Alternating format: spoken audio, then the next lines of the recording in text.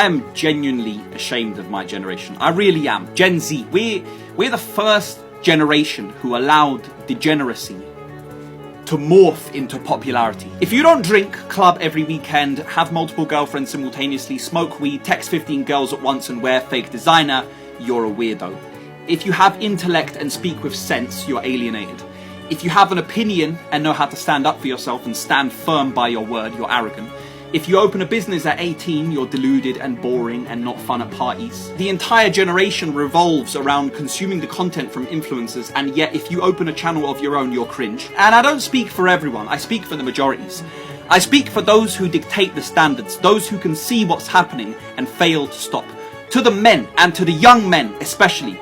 Because in a world that is falling apart, in a society that is falling to degeneracy wherever you look, where innocence is lost, where family connection is not cool, where laziness, hedonism, gluttony, greed and denial are everywhere, and where everything as it is on edge, in a time where riches are up for grabs, and if you miss it by this much you fall into the pit of slavery, where relationships have become fleeting hormonal escapes, where faith is evaporating, divide is everywhere. If it's not war between countries, it's sides of countries that hate each other. If it's not different cities of countries that hate each other, then the towns do. If the towns don't hate each other, then the neighbours do. And when the neighbours don't, we turn to each other interpersonally, and you see it at the dinner table in individual households. In these times, you want change. You want there to be a drastic shift in the mentality to alter the trajectory that things are taking and have been taking for the last 10, 15 years. You look to the ones who can make a difference in the future, and you look to the men, to the young men, the next generation of leaders, the minds and bodies who will dictate the strength and intelligence at which we can operate through the next decades